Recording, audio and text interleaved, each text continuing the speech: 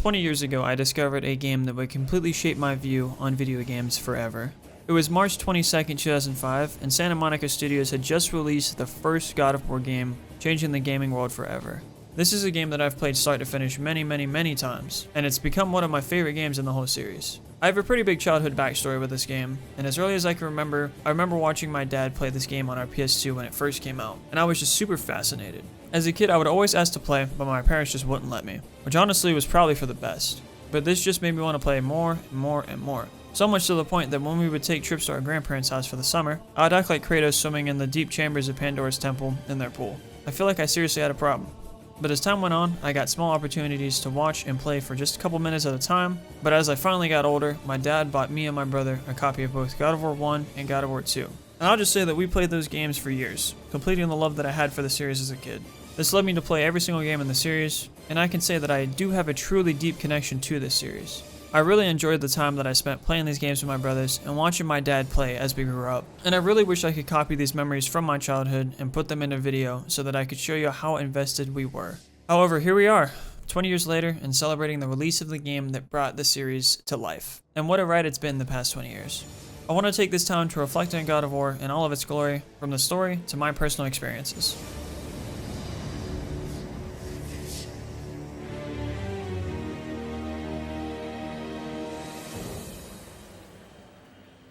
Back in 2005, the PlayStation 2 was at its peak, with many hit titles already on the console such as Midnight Club Street Racing, Silent Hill 2, Resident Evil Code Veronica X, and Sly Cooper and the Thievius Raccoonus. There are too many classic games to list them all, however the PlayStation 2 had a huge generational run of games, and God of War 1 truly paved the way for narrative action-adventure games, bringing a story to gaming that had not really been done before, and all from the mind of David Jaffe.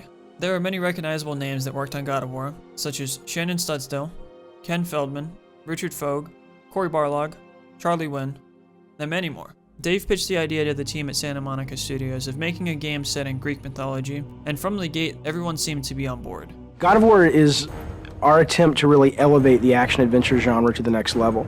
We wanted to bring combat, exploration, navigation, puzzle solving, all of sort of the classic elements of the genre, but we wanted to bring those to players in a fresh way, in a way that they haven't really seen before. And with the team on board and lots of ideas, it was time to put the plans to action.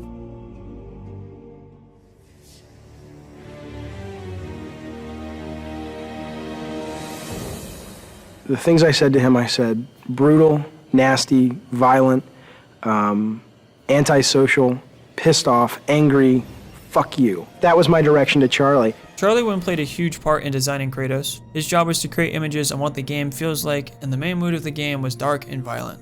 The hardest part about making Kratos was that the storyline wasn't really there yet. A lot of the design choices came from Dave Jaffe telling the design team, come into work and get angry and see what happens. I just said, come into work and get angry and see what happens. With a lot of these early designs, the revision process was to strip away everything, resulting in a more animalistic side to the character. And with that, these final versions of Kratos made the character we all know today. The gods of Olympus have abandoned me.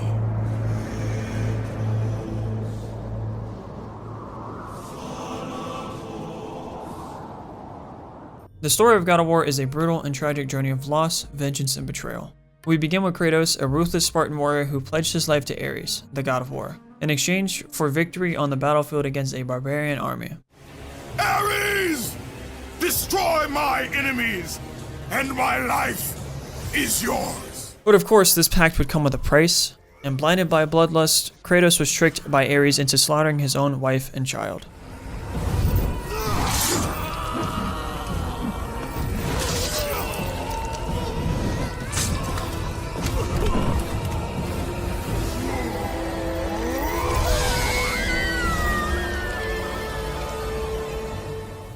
This act left him branded as the ghost of Sparta.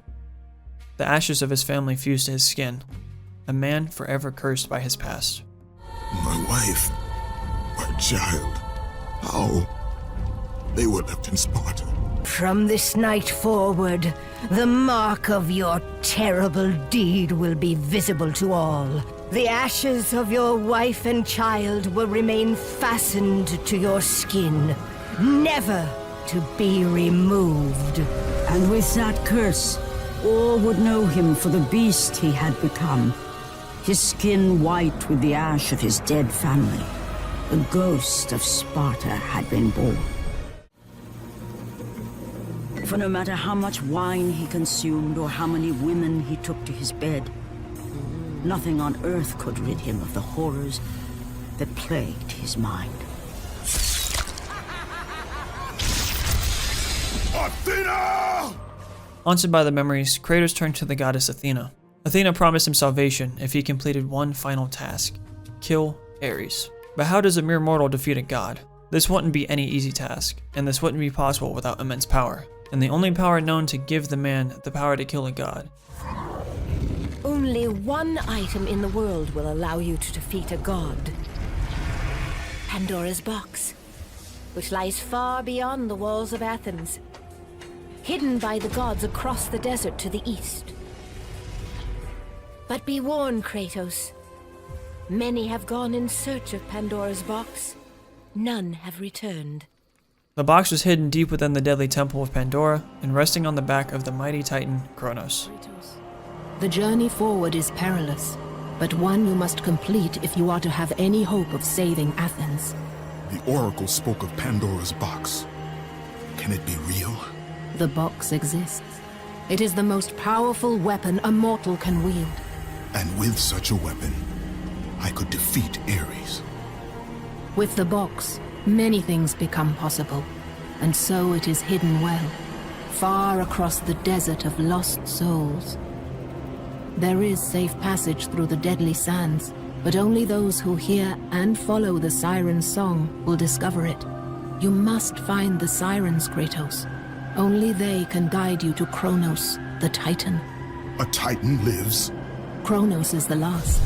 Zeus has commanded him to wander the desert endlessly, the temple of Pandora chained to his back, until the swirling sands rip the very flesh from his bones. Stay true to the song of the siren, Kratos. Your journey begins here. Pray it leads you back to Athens, with Pandora's box. So Kratos set off, battling through legions of monsters, deadly traps, and impossible trials, all bringing him closer to the power that he seeks.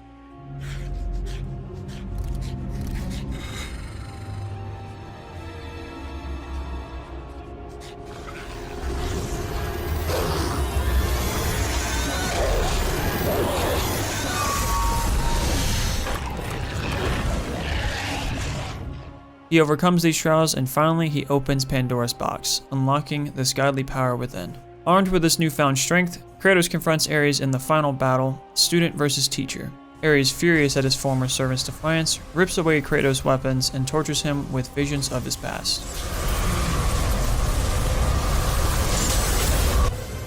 I have taught you many ways to kill a mortal, Kratos. Flesh that burns, bones that break. But to break a man's spirit is to truly destroy him.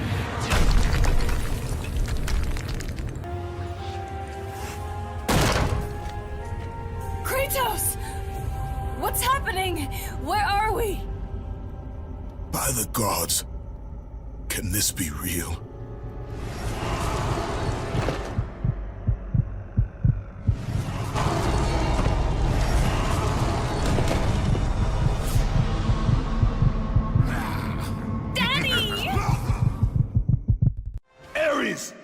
There is nothing you can put in my way to stop me. I will save my family. But Kratos refuses to be broken. He fights back wielding the blade of the gods and strikes the final blow, slaying Ares and fulfilling his vengeance. In your time of greatest need. I haven't forgotten, Ares. I remember how you saved me. That night, I was trying to make you a great warrior. You succeeded.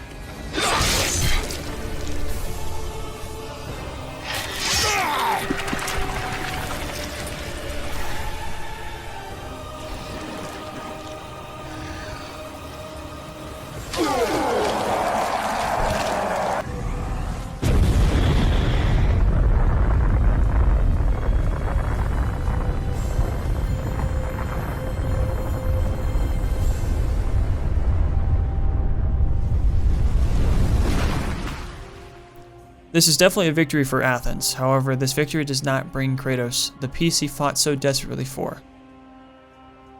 Athena, rid me of the memories that haunt me still. You have done well, Kratos. Though we mourn the death of our brother, the gods are indebted to you. We promised your sins would be forgiven, and so they are. But we never promised to take away your nightmares. No man, no god could ever forget the terrible deeds you have done. The gods refused to erase the torment that forever haunts Kratos, leaving him drowning in guilt and despair. And in a final act of hopelessness, he throws himself from the highest mountain in all of Greece. The gods of Olympus have abandoned me.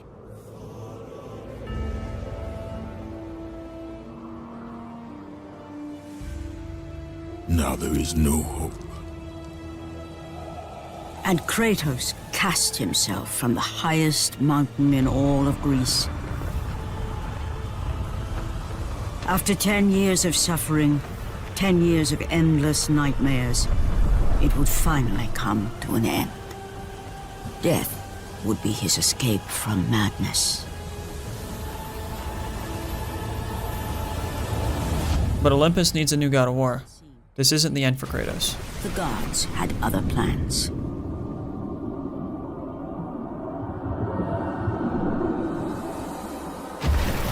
Borne aloft like a feather, Kratos found himself risen from the sea and placed on solid earth. You will not die this day, Kratos.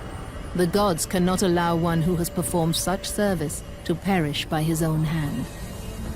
Ares' tactics were brutal.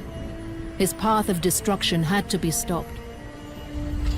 But now there is an empty throne in Olympus, and a new god of war is needed. Take these stairs, Kratos. They lead to your ultimate reward.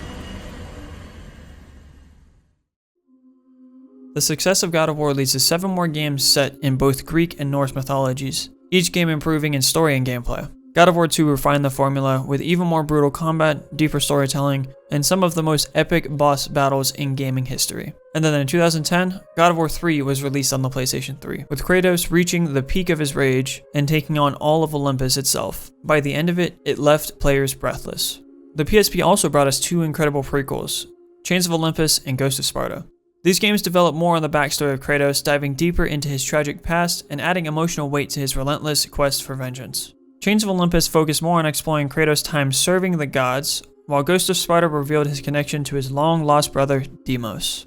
These are still fully fledged God of War games, brought to us with the limited hardware that the PSP had to offer, and they still delivered a full and rich experience. And to wrap up the Greek saga, God of War Ascension, a prequel to the whole saga that focuses on exploring Kratos' struggle to break free from the influence of Ares. Though it experimented with multiplayer game modes, it remained true to the core gameplay and storytelling that made the series legendary. However, at this point, fans had felt that the formula had run its course.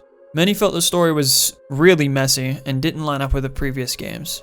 This resulted in Ascension receiving mixed reviews. I will say the visuals of the game were beautiful and the gameplay loop was really everything that an original God of War game has to offer, but I do feel like it did fall flat on the story.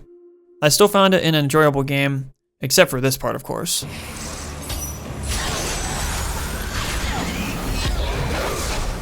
Three hours later.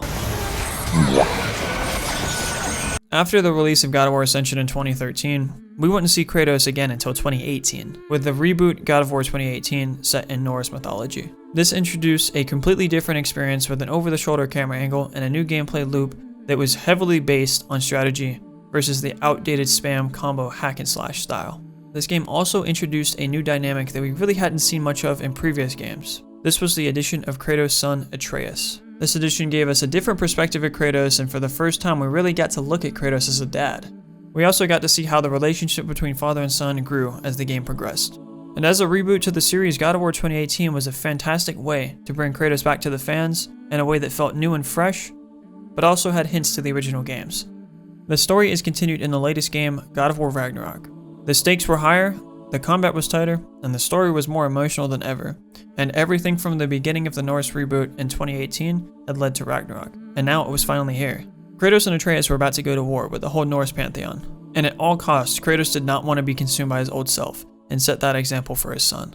This journey with Atreus reached its most defining moments, showing not only the growth of their relationship, but shows how far Kratos has come as a character. He's grown from being a monstrous destroyer to somebody who reflects on their actions and pushes to do better always. He does regret many parts of his past. He regrets killing many that didn't deserve it. He regrets his ruthless deeds and the destruction of Olympus. But he can never take this back. So he reflects on his past violence and now believes that violence is only done when necessary. And that leaves us with God of War Valhalla.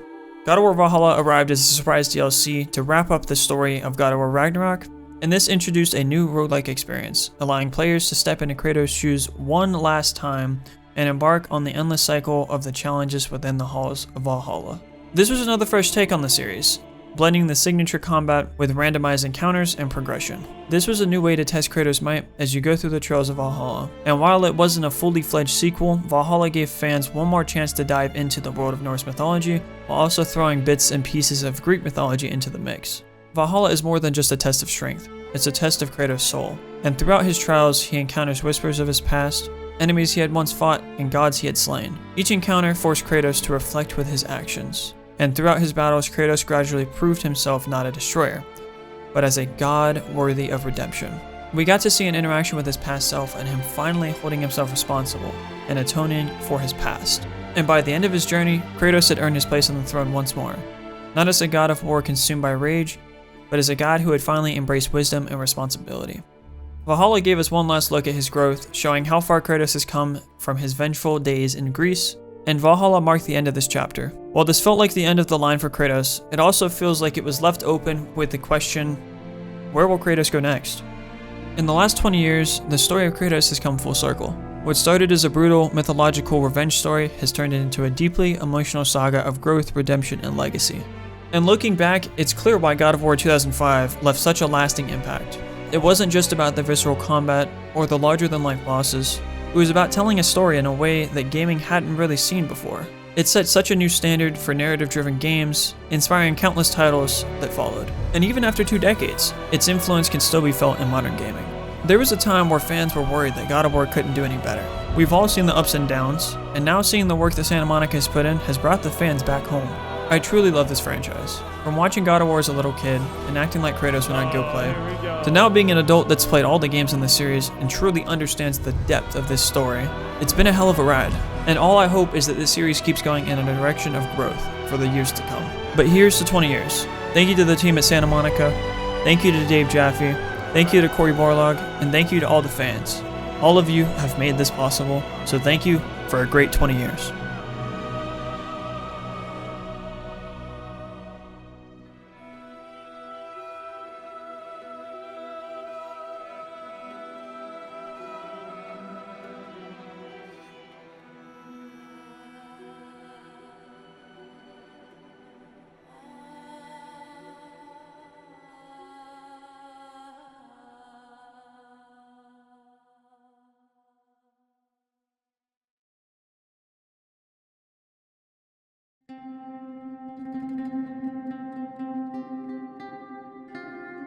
If you've enjoyed this video, let me know. Would you like to see a more in-depth breakdown of all of these games? And why not leave a like and sub? I also stream on Twitch Monday, Wednesday, and Fridays at 6 p.m. Eastern Standard Time. But yeah, thank you so much for watching, and I hope to see you in the future.